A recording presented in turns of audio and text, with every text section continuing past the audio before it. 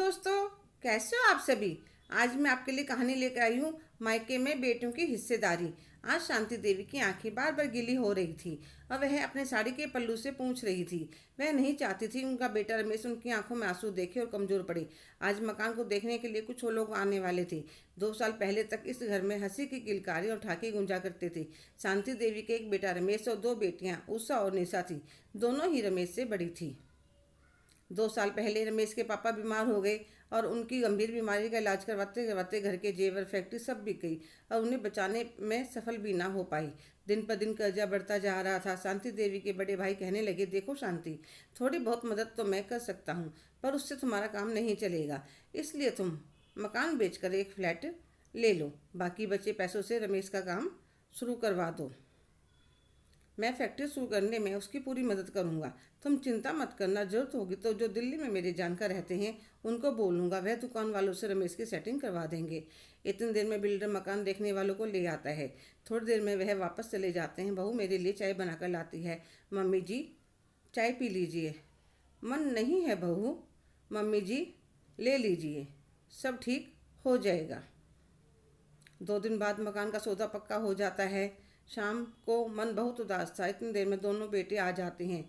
उषा की शादी को 12 साल हो चुके थे। उसके एक बेटी और एक बेटा थे और निशा की शादी को 10 साल, उसके जुड़वा बेटे थे। और रमेश की शादी को 5 साल, उसके एक प्यारा सा बेटा था। कुल मिलाकर अगर यह मुसीबत नहीं आती तो हंसता खेलता परिवार था। बेटियों को देखकर मन को तसल्ली हुई। चलो, परेशानी आई तो कोई बात नहीं, कम से कम परिवार तो एक साथ है। भाई के साथ उसकी बहनें खड़ी हैं तो आधी चिंता वैसे ही दूर हो जाएगी। बहू दोनों नंदों को नमस्ते कर चाय नाश्ता लेकर आई। फिर रात के खाने की तैयारी में लग गई। जब अपने परिवार का साथ होता है तो इंसान कैसे भी हालात हो मुकाबला कर ही लेता है। चाय नाश्ता करने के बाद अपनी मम्मी से कहने लगी, मम्मी, हो गई मकान की डील फाइन? हाँ बेटा, हो गई। तुम्हारे नवीन अंकल हैं ना, तुम्हारे पापा के दोस्त, उन्होंने सही रेट दिलवा दिए। अब रमेश की परेशानी दूर हो जाएगी। मम्मी, हमारा भी तो हिस्सा है। तो शांति देवी एकदम से चौंक जाती हैं। इतनी देर में बहू खाने के लिए बुलाने आ जाती है। वे कहने लगी, चलो पहले खाना खा लो, फिर बात करते हैं। ठीक है मम्मी। इतनी देर में रमेश भी आ जाता है। फिर सब एक साथ बैठकर खाना खाते हैं। फिर दोनों बहनें चली जाती हैं।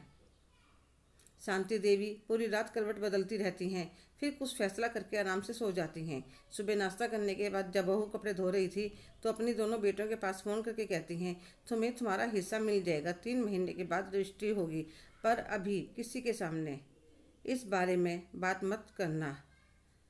ठीक है मम्मी। दोनों खुश हो जाती हैं। 1 महीने बाद सावन का त्यौहार आता है तो उषा का फ़ोन आता है, मम्मी, भाई कब आएगा कोथली देने? उषा, बेटा, वह क्यों आएगा? आप ऐसा क्यों कह रही हो मम्मी?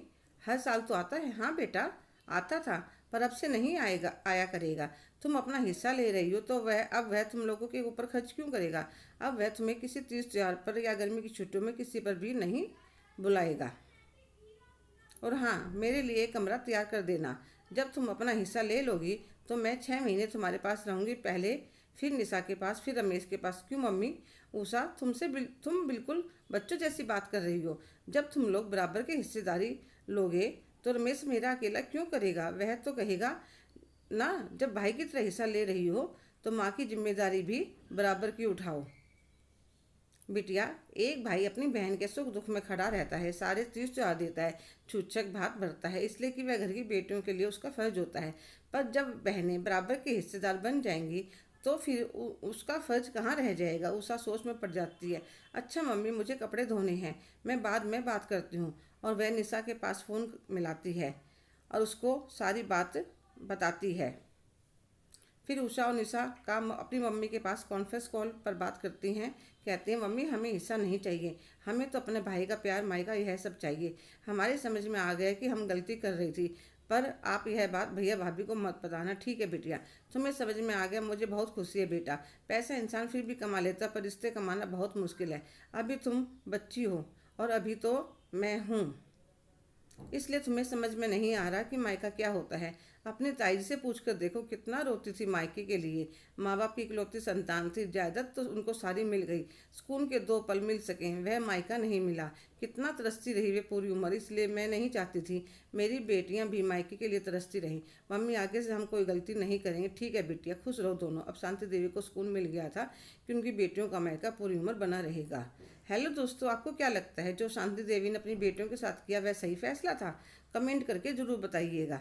अगर आप मेरे चैनल पर नए हैं तो प्लीज़ लाइक, शेयर, सब्सक्राइब करना ना भूलें। धन्यवाद।